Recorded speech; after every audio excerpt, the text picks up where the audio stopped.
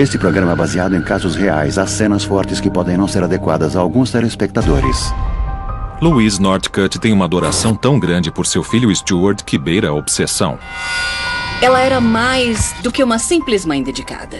Ela achava que ele era incapaz de maldades. Mas o anjinho da mamãe tem um demônio dentro dele. Ele era um sadista sexual. Quanto mais alguém se machucava, mais ele gostava. Quando ele via qualquer pessoa indefesa, o demônio despertava.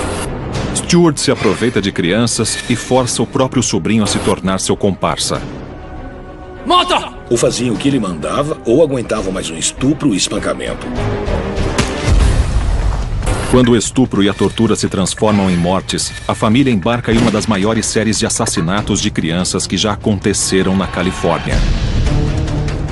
A Louise decidiu não só que o menino precisava morrer, mas que os três precisavam participar do assassinato. A gente não sabia que podia existir uma maldade assim em nenhum lugar, muito menos no nosso quintal.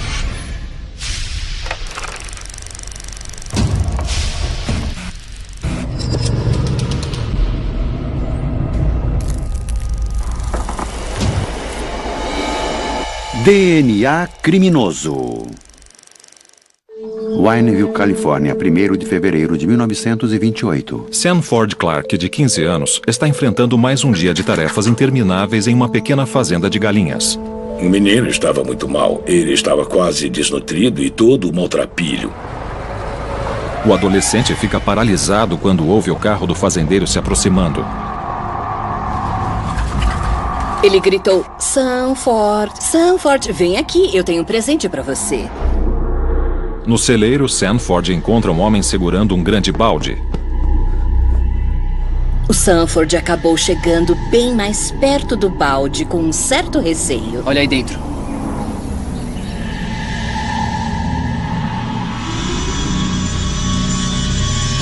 O Sanford olhou no balde e achou que era um animal morto.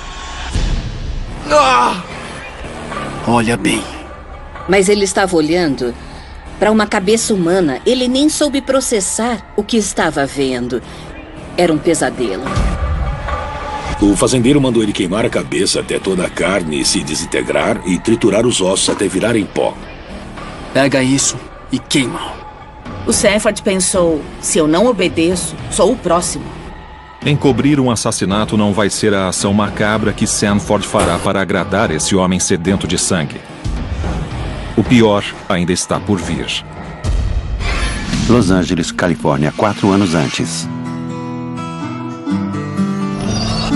George e Louise Northcutt se mudaram do Canadá para Los Angeles em busca do sonho americano. A região do sul da Califórnia estava crescendo muito naquela época. Para muita gente, igual para a família Northcutt, aquilo era o paraíso. O casal tinha 2 filhos, Stuart, de 17 anos, e Winifred Clark, de 34 anos. A Winifred, na época, já era mais velha e ela estava começando a formar a própria família. Ela ficou no Canadá para cuidar dos filhos adolescentes Sanford e Jesse. Em Los Angeles, a família Northcutt parece estar se adaptando bem. Olha, tem uma mancha de água ali, mãe. Mas a mudança não mudou a obsessão doentia de Louise pelo filho Stuart. Antes do Stuart nascer, a Louise tinha perdido um filho quando ele tinha uns 6 anos. E ela ficou arrasada. Quando Stuart nasceu 5 anos mais tarde, Louise nunca o perdia de vista. Ela se dedicou completamente a cuidar do filho, mas ela era mais do que uma simples mãe dedicada. Uma vida toda sendo tratado como rei transformou Stuart em um tirano. Mãe, eu odeio quando você faz isso aqui! O Stuart era incrivelmente mimado. Ele era uma pessoa péssima. Já chega, Stuart! Não grita com meu filho! Não me diga o que fazer! A obsessão de Louise incomodava George, mas não tinha muito que ele pudesse fazer. O George era um daqueles homens extremamente sérios e quietos. Ele não tomava nenhuma atitude. Ele é o meu filho precioso! Ela não deixava o George educar o filho. O Stuart era só dela e eram os dois contra o resto do mundo. Já chega!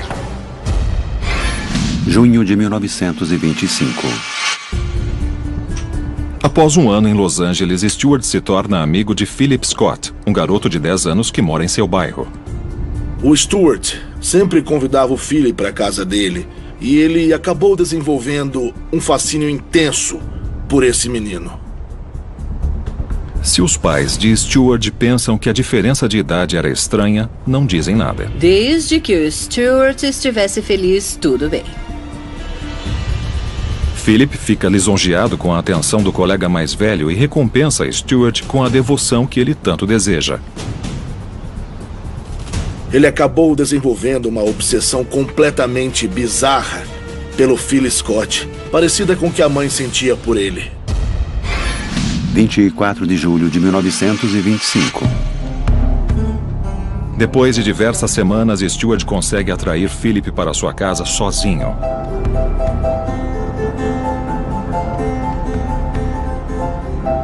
Naquele dia, eles estavam tocando piano juntos e cantando também. Um instinto sombrio surge em Stewart. Ele tentou molestar o menino, mas o Philly não correspondeu. Não! Philly, espera aí! Espera, não! No dia seguinte, a família Scott envia um investigador para interrogar Stewart. Eu quero informações do Phil Scott. O quê? Não, eu não sei o que está acontecendo. Eu não fiz nada. A princípio, George e Louise parecem chocados com a acusação, mas parecem estar escondendo um segredo negro. Ele estava começando a mostrar que ele era um pedófilo, com um interesse homossexual em garotos. A família do Stewart se mudou por causa desse interesse dele por garotos, e aí eles fugiram, na esperança de deixar isso para trás. Mas é claro que eles tinham levado o problema para os Estados Unidos também. O meu filho jamais faria uma coisa desse tipo! Louise não vai permitir que a polícia leve seu filho. A razão dela de existir era proteger o filho, independente do que ele fizesse, e impedir que ele fosse pego. Meu filho precioso nunca faria nada disso! Aquele menino mentiu! Se tem um menino contando uma história, um adulto dizendo que nada daquilo aconteceu e foi invenção do garoto, em quem você acredita? A defesa de Louise funciona. Stewart não é processado e a família Northcutt consegue varrer o incidente para baixo do tapete. Ela sabia o que o filho dela fazia e escolhia olhar para o outro lado. O George fazia a mesma coisa. O episódio desperta a consciência de Stewart. Ele não ia parar de correr atrás do que ele gostava. Mas ele precisava encontrar um lugar remoto, onde fosse fácil esconder isso. O jovem destemido cria o plano perfeito e pede a ajuda da mãe. Eu quero uma fazenda. Uma fazenda? Isso. Ele disse que queria muito uma fazenda e nunca tinha mostrado nenhum interesse em agricultura em nenhum momento da vida. Mas se o Stewart queria uma fazenda, ele ia ganhar uma fazenda. Os pais compram para ele uma fazenda de galinhas isolada, em Wineville, na Califórnia.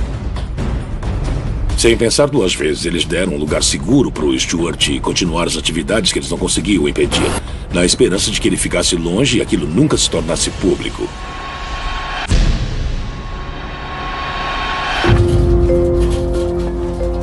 Stewart logo percebe que cuidar da fazenda de galinhas é muito trabalho para uma pessoa sozinha. Sai daí, galinha! Imagine uma fazenda de galinhas no meio do deserto com uma temperatura média de 38 graus. Centenas de galinhas para ele alimentar, limpar, precisava contar os ovos, separar e embalar. Contratar um ajudante sairia caro. Então Stewart pensa em outra solução que poderia satisfazer todas as suas necessidades. 3 meses depois. Stewart combina que o filho de sua irmã Sanford Clark, de 13 anos, virá do Canadá para ajudá-lo com a fazenda. O Sanford era um menino ainda. Ele estava entrando na puberdade e era forte o suficiente para poder ajudar com todas as tarefas do rancho. Para a família de Sanford, no Canadá, essa parece a oportunidade perfeita para que ele frequente escolas americanas e compartilhe o lucro da fazenda. Bem-vindo à liberdade. Ele colocou o Sanford para ajudar recolhendo os ovos e fazendo outras coisas. Poucos dias após a chegada de Sanford, o mal começa a corroer Stewart.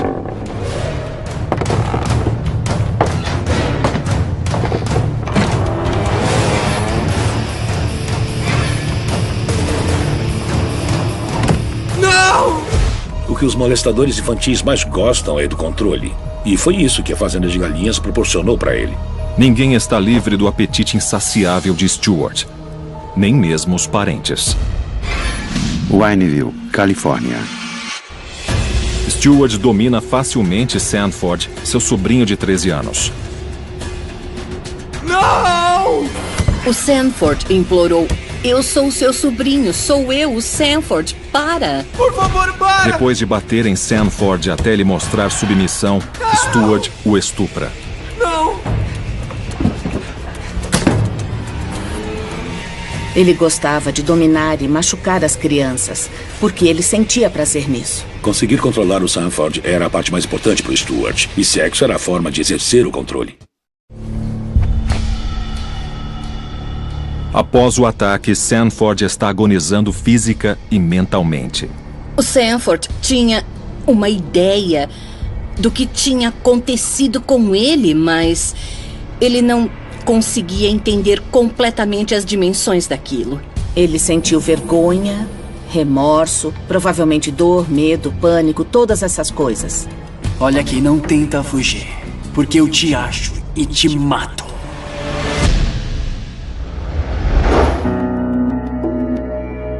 Na manhã seguinte, Sanford quer deixar a fazenda, mas não tem para onde ir.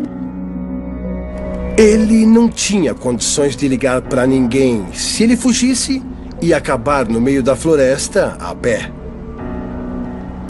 Wineville ficava numa região deserta, a muitos quilômetros de qualquer outra coisa. Se você não tivesse um carro, não tinha como andar para lugar nenhum. Vai, garoto! Você consegue cavar mais fundo! Vamos lá! Sanford logo descobre que todas as promessas de Stewart sobre escolas e o sonho americano são mentira. Ele só tem permissão para trabalhar na fazenda e para servir seu tio. Ele estava sob domínio constante desse homem sádico. O Stewart ficava por perto dando ordens e ficando irritado com tudo que ele fazia. Você é um inútil! Se mexe! Se esforça mais! Ele devia pensar assim: ele é o meu servo e eu sou o senhor dele. Que é isso? Eu tenho que fazer tudo por aqui! Eu tô tentando! Stewart mantém Sanford na linha com trabalhos pesados e abusos físicos. Ele batia no Sanford com o que tivesse na mão. Por favor, fica longe de mim! O Sanford recebia dois tipos de abuso. Os espancamentos, quando o Stewart só queria dominar o menino. Você não faz nada direito! E tinha os espancamentos de sedução, que eram a mesma coisa, mas terminavam em sexo forçado. Pronto, meu queridinho. Não foi gostoso? O apelido que Stewart deu para o Sanford foi meu queridinho. Era uma expressão de controle, um jeito de dizer: você é meu, eu sou seu dono. E Stewart consegue convencer Sanford de que ele é um participante, não uma vítima. Você é um pervertido. Porque você é igual a mim. Porque você gostou. Você gostou disso. A autoestima do Sanford não foi prejudicada, ela foi destruída.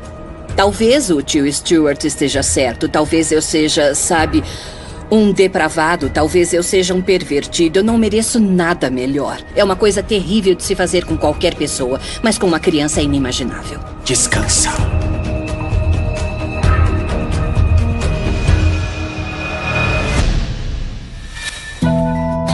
Algumas semanas após a chegada de Sanford, os pais de Stewart finalmente fazem uma visita. Sanford, vem até aqui! Rápido, Sanford! Meu precioso está com sede! A Louise e o George iam à fazenda com frequência. Eles tinham que saber que tinha alguma coisa extremamente errada. Ele não alcança os biscoitos. Entrega pra ele agora. Mas não existe nenhum registro de que eles tenham feito algum protesto. Sanford está assustado demais para falar qualquer coisa. Com crianças que são abusadas e molestadas, é muito comum que elas guardem isso em segredo por causa da vergonha que sentem. O Sanford sabia que se os avós dele precisassem escolher entre ele e o Stuart, iriam escolher o Stuart e ele ia ficar na pior. Sem esperanças de fugir ou ser resgatado, Sanford começa a cooperar. Obrigado, querido. Chamam isso de síndrome de Estocolmo, quando a vítima se identifica com o agressor. Se o Stuart dissesse deita, ele deitava. Se ele dissesse pula, ele pulava. Não tinha ninguém para proteger ele, não tinha como escapar. No Canadá, Winifred, mãe de Sanford, e sua irmã mais velha, Jessie, não sabem de nada sobre o tratamento que ele vem recebendo. O quê? É uma carta da Califórnia. Ah, ótimo. Sanford é quem segura a caneta, mas Stuart é quem controla as palavras. O Sanford garantiu para elas que estava tudo bem, que ele estava estudando e que, é claro, era tudo mentira. Não parece o Sanford. Outono de 1926. Semanas depois de ter trazido Sanford para a fazenda, Stuart se cansa dele. Eu vou sair para pegar carne fresca. Não me espera, querido. Isso mostra a falta de humanidade. Ele mostrou nessas palavras o que as crianças eram para ele. Carne fresca. Ele saía especificamente para procurar garotos. É o que nós chamamos de predador sexual hoje em dia. Stuart percorre a zona rural da Califórnia à procura de vítimas em potencial. E isso é o que não falta. A atividade agrícola estava em ascensão ali e muitos trabalhadores tinham vindo do México. E as famílias pobres mandavam os filhos para lá para trabalhar. Era um paraíso para qualquer pedófilo. Tem mais frutas? Tenho. Quando Stuart encontra um alvo, ele recorre ao charme. Era muito fácil falar. Quer uma carona no meu carro conversível ou quer ir na minha fazenda para ver um cavalo? O menino não teria motivo para ter medo. Até ser tarde demais. Isso foi na época em que as pessoas confiavam mais nas outras. Quando a criança entrava no carro, ele a sequestrava e levava pro rancho. Não, Rosa! Por favor! Aí. Entra logo, vai! Sanford fica sem ação enquanto Stuart carrega suas novas vítimas para um galpão vazio, para se aproveitar delas. O Sanford era um caso típico de culpa de sobrevivente. Um lado dele estava horrorizado porque sabia o que a criança estava prestes a sofrer. Mas ele era um ser humano com instinto de sobrevivência. E um outro lado dele devia pensar, pelo menos essa noite não é comigo. Todos os meninos que ele levava ficavam nos galpões das galinhas. Porque tinha uma estrutura forte, o Stuart podia trancar o portão e, como era isolado, podiam gritar o quanto quisessem. Não, moço, por favor. Entra aí. Não. Entra logo, não. vai. Stuart fica perto dos garotos, então Sanford não tem como ajudá-los. Esse foi o período da prisão do Sanford em que ele precisou aprender a linguagem dos gritos. Existe um certo grito de choque, um grito de revolta, um grito de terror, um grito implorando por misericórdia. E tem o grito de horror de uma pessoa que está desistindo. E o Sanford conhecia bem todos esses gritos, porque ele tinha passado pelas mesmas etapas. Quando termina, Stuart devolve as vítimas para a região onde as encontrou. Ele prendia a criança por um dia, às vezes durante vários dias. E aí ele soltava essa criança em algum lugar como se não fosse nada. As crianças hesitam em reportar o crime e Stuart permanece fora do radar da polícia. Isso, vai logo! Os 18 meses seguintes trazem um ciclo infindável de tortura sexual. Quando Stuart não está levando vítimas novas para casa, continua atacando o sobrinho. O coitado desse menino era realmente um escravo em todos os sentidos. Mas nada poderia preparar Sanford para o horror que viria em seguida. 1º de fevereiro de 1928.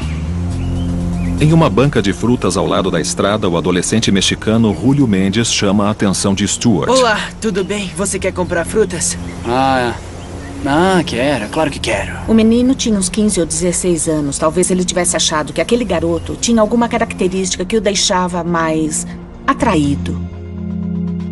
Stuart fica fascinado pelo jovem, com seus olhos escuros e seu ar inocente. O Stuart deve ter idealizado o garoto ou tido algum sentimento romântico em relação a ele. Você é bem forte. É, trabalho pesado, senhor. O homem de 21 anos começa a seduzir Julio. Ele achou que podia atrair o Júlio com a proposta de amizade. Eu tenho um carro. Você quer uma carona pra casa?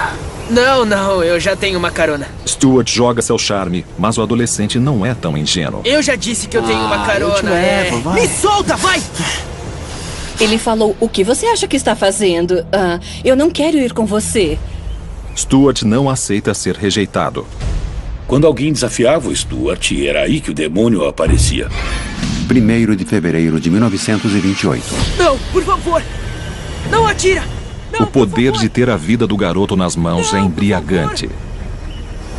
Não atira! O Stuart ficava muito empolgado com o poder de controlar os outros. Não, por favor! Ninguém diz não pra mim! Não! Ele atirou no tórax do adolescente. E de uma distância bem pequena, só meio metro mais ou menos. Nós temos quase certeza de que esse foi o primeiro assassinato do Stuart. Sem dúvida foi um momento decisivo. Ele não ficou nem um pouco revoltado ou enjoado com o que tinha feito. Na verdade, ele ficou bem orgulhoso disso. Ele se sentiu poderoso com aquilo. Não existia ninguém maior e mais forte que pudesse pará-lo. Embora não tenha ninguém por perto, Stuart tem medo de ser pego. Ele pensa em uma forma de esconder o crime. 2 horas depois. Sanford! Eu tenho um presente pra você. Sanford vem correndo quando seu tio chega em casa. O Stuart estava carregando um balde grande e falou: Ei, Sanford, vem ver isso aqui. Olha aí dentro. O Sanford olhou para o balde e achou que era um animal morto. Mas aí percebeu que era uma cabeça humana. Olha aí dentro. Olha aí dentro! A cabeça pertence ao garoto que Stuart acaba de matar. Agora nunca vão saber quem ele era. O Stuart não tinha como se desfazer do corpo, então ele só largou do lado da estrada.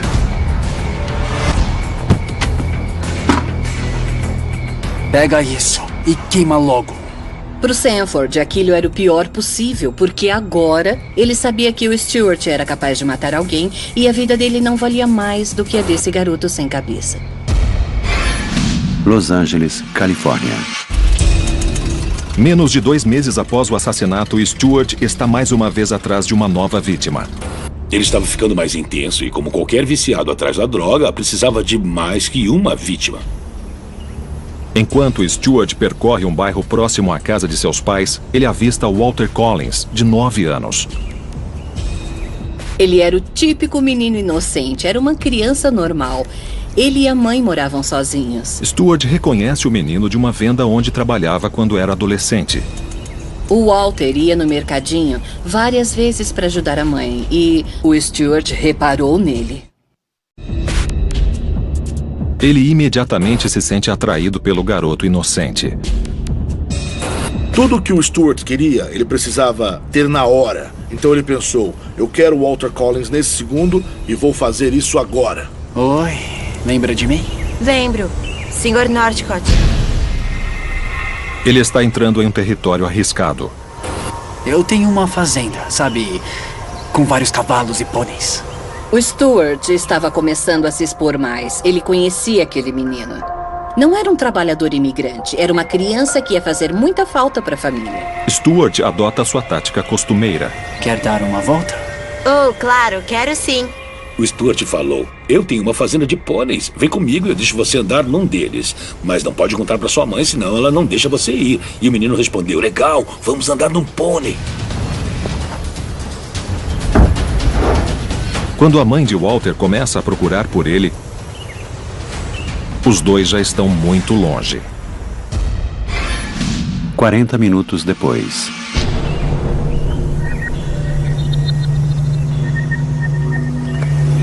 Sanford! Sanford, vem até aqui! Cadê os cavalos? Eles não estão aqui? Não tem cavalo aqui. É uma fazenda de galinhas. Naquele mesmo momento, o menino começou a perceber que estava em perigo. Mas eu não tô entendendo. Mas vai entender. Socorro! Socorro! Ninguém pode ajudar Walter e Sanford tem muito medo de tentar. Ele sabia que o Stuart podia matar. E realmente acreditava que poderia ser assassinado. Em Los Angeles, a mãe reporta o desaparecimento de Walter e o caso vira manchete. A mãe dele sabia que ele não iria fugir de casa, então ela fez um escândalo e começou a ficar um pouco embaraçoso pro lado da polícia. Mas não há nada que ligue Walter a Stuart e à fazenda.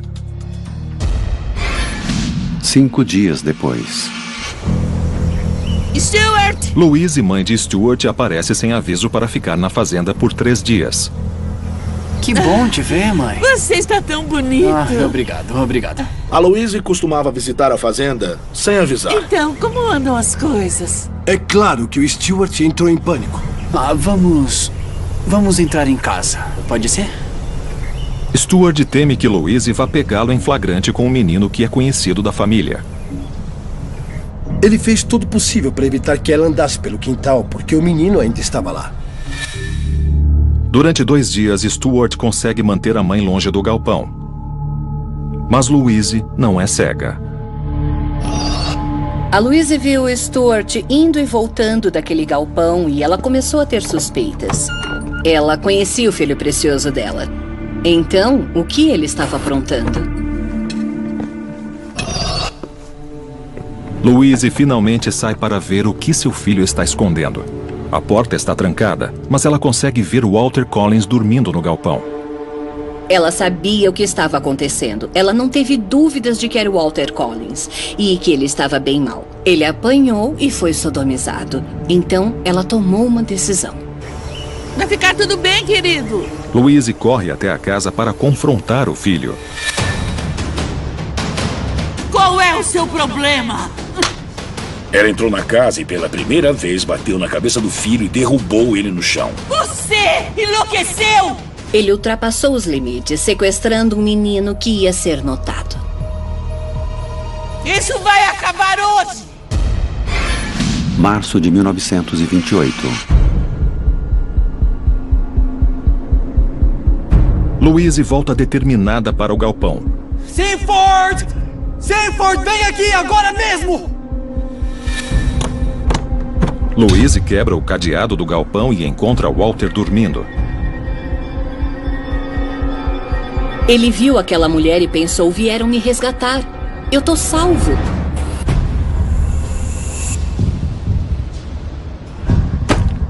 Ela deu o primeiro golpe na cabeça do Walter. Mãe! Walter está imóvel em uma poça de sangue. Nós 3 temos que fazer isso. Nós todos somos culpados. O Walter poderia ter identificado o sequestrador e aí o Stuart seria sentenciado à prisão. O Sanford sabia o quanto a avó era dedicada ao filho. Eu não acho que ele se surpreendeu muito. O Stuart sentiu muito prazer vendo a mãe provocando aquele assassinato, porque espalhar sofrimento era o que ele mais gostava na vida. Ele era um verme humano. Agora é a sua vez. Não! Não! Vai! Não! Anda logo, ou você é o próximo! Não! Não! O Stuart golpeou a cabeça do Sanford com a lâmina do machado. E, é claro, cortou a pele e jorrou sangue. Levanta! Levanta! Levanta! Mata! Para se salvar, Sanford faz o que mandaram.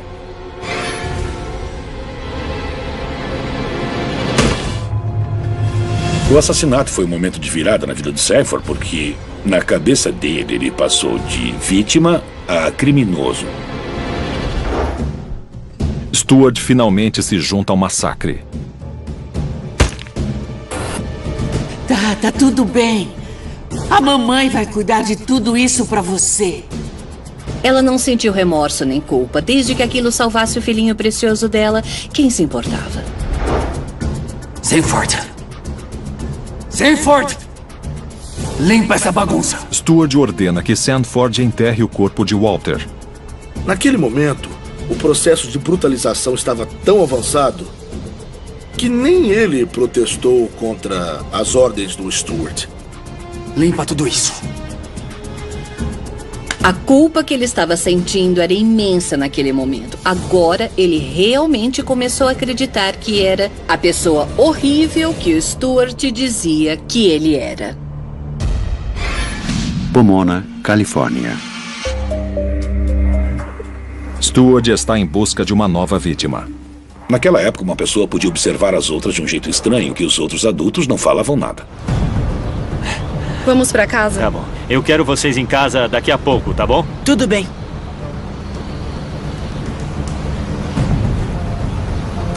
Stuart está de olho em 2 garotos. Lewis Winslow, de 12 anos, e seu irmão Nelson, de 10 anos. O comportamento de Stuart estava se intensificando. Ele era tão narcisista a ponto de sequestrar 2 meninos. Querem dar uma volta no meu carro? Vamos lá. Ele convidou os meninos para darem uma volta no conversível dele. E eles não viram problema, entraram no carro e foram com ele. Os irmãos Nelson não voltam para casa e seus pais começam uma busca em vão. Na época, não existia um sistema de alerta para crianças desaparecidas. Para procurar o seu filho, tinha que sair dirigindo e conversando com os vizinhos. Mas isso não ia funcionar dessa vez.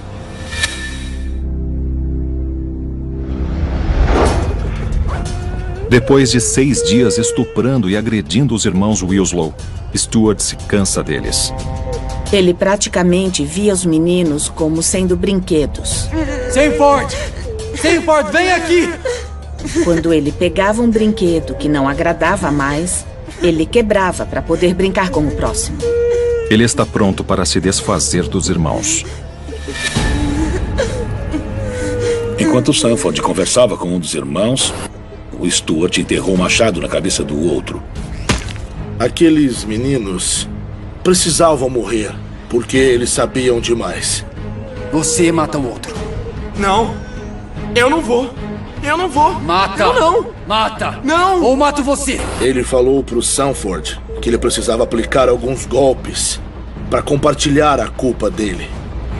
Com o golpe, Sanford poderia matar seu tio e encerrar seu martírio. Será que ele vai aproveitar o momento? Agora! Ele estava apavorado. Ele achou que era o próximo. O Stuart ficava martelando na cabeça do Sanford que ele tinha segurado o machado. Então ele estava ligado àqueles crimes. Ele não era vítima, era o demônio. Era uma pessoa ruim, era culpado. O Sanford não se importava com o que ia acontecer porque achava que não tinha mais esperanças para ele. 27 de julho de 1928. 2 meses depois, eles recebem uma visita surpresa na fazenda. É Jessie, a irmã de Sanford, de 19 anos. Que bom ver você! Ela estava extremamente desconfiada das cartas que Sanford enviava para a família. Então ela começou a se sentir desconfortável com as cartas. Era a letra do Sanford, mas não parecia com ele. Não parece o Sanford. Então ela quis ir até o local para descobrir o que estava acontecendo com o irmão caçula. Como você tá? E o colégio? Bem, tá tudo bem. É? Stuart tem medo de que Jessie possa estragar seu esquema. O Sanford estava na palma da mão dele, mas ela era a querida irmã do Sanford. E se tinha alguém capaz de fazer ele abrir a boca, era ela. O Stuart teve medo de que o escravo, seu ajudante, fosse levado embora. Entra na casa. Você dorme no quarto do Sanford. Se você disser uma palavra pra ela, eu mato ela bem na sua frente. Por favor, não. Pega as malas. Eu não vou Pega falar nada, as eu prometo. malas. Vai! Ele teve medo do que podia acontecer com ela. Se o tio Stuart era capaz de matar todos aqueles meninos, ele podia facilmente matar uma mulher jovem. Nos dias seguintes, Sanford finge que tudo está normal. O Sanford decidiu não contar para ela o que estava acontecendo com ele. Ele é preguiçoso. Não faz nada direito. Mas o instinto de Jessie diz que algo está errado. Mas ela percebeu que era fingimento. Ela viu que o irmão estava escondendo alguma coisa, só não sabia o quê. O que aconteceu com seu rosto? Responde. Fala o que aconteceu. Eu caí numas ferramentas. Precisa tomar mais cuidado, querido. Parece que a Jessie foi esperto bastante para não criar um alarde. Naquela noite, enquanto Stuart dorme, Jessie confronta o irmão secretamente.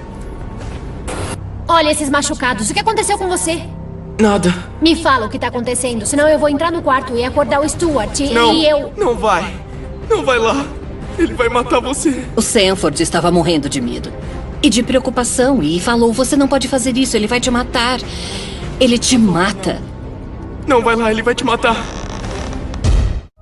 Olha esses machucados. O que aconteceu com você? Nada. Ela falou: me explica o que está acontecendo aqui.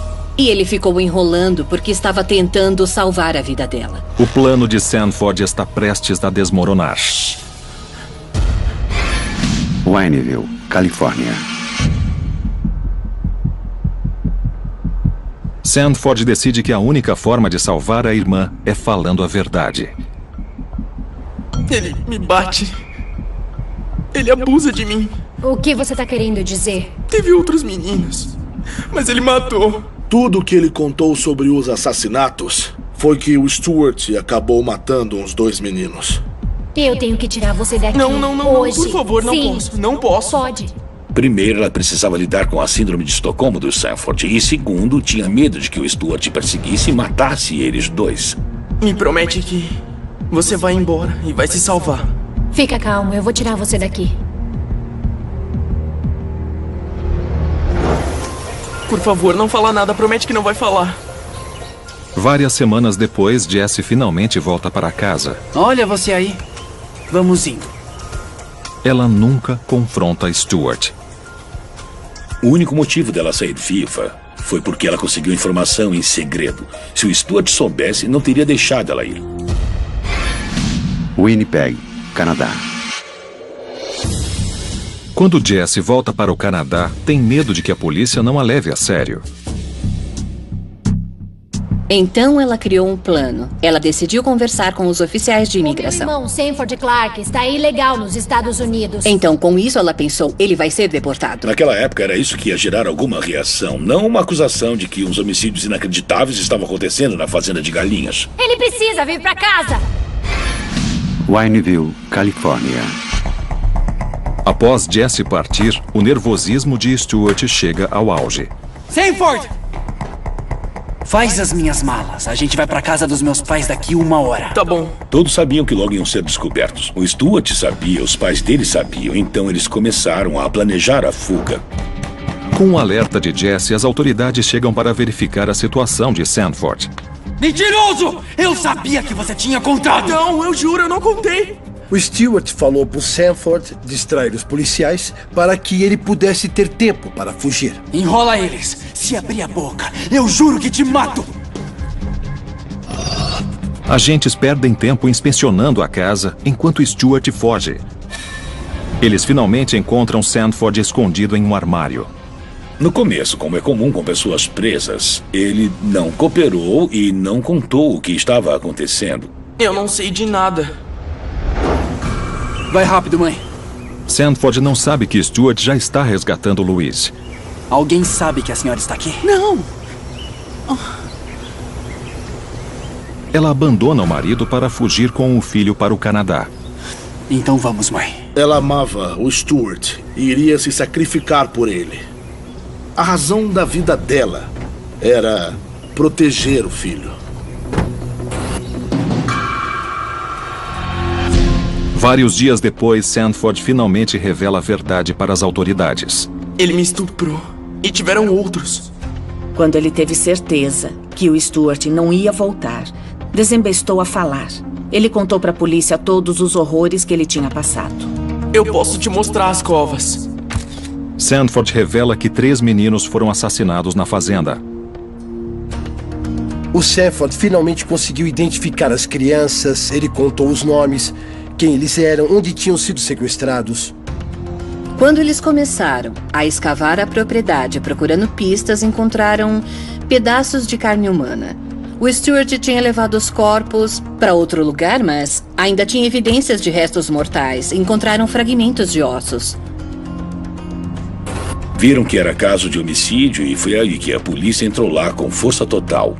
4 dias após a confissão de Sanford, Louise e Stuart são capturados no Canadá sem nenhum incidente. Northcutt foi interrogado pelo meu pai no Canadá. Ele era arrogante, os olhos dele não tinham vida, e ele disse que nunca ia ser condenado por aqueles assassinatos, nunca ia ser extraditado e não ia acontecer nada com ele. Tudo bem, a minha mãe vai dar um jeito nisso. Em novembro de 1928, mãe e filho são extraditados para os Estados Unidos.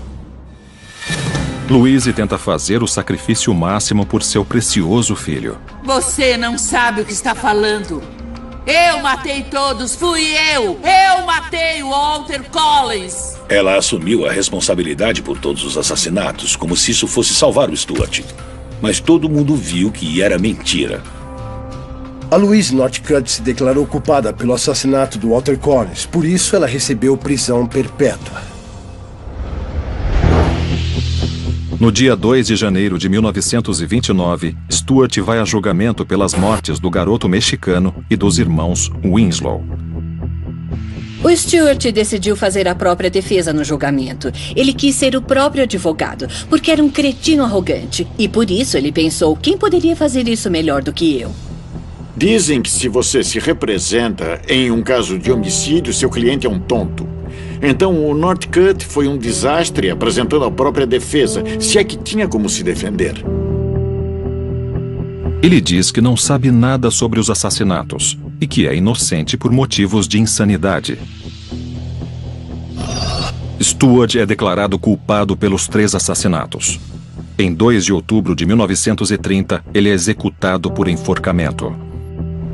As últimas palavras que ele disse foram: "Não, por favor." E aí ele caiu. Ele morreu falando as últimas palavras que provavelmente as vítimas dele falaram. E recebeu o mesmo nível de misericórdia.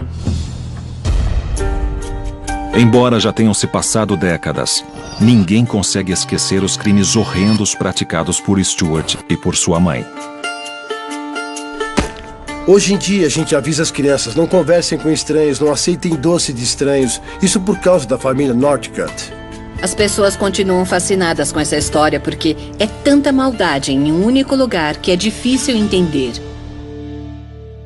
Sanford Clark se recusa a desistir da vida. Ele serviu na Segunda Guerra Mundial, se casou e teve 2 filhos. Após apenas 11 anos de prisão, Louise Northcutt recebe condicional. Em 2008, foi lançado um filme sobre os assassinatos chamado A Troca.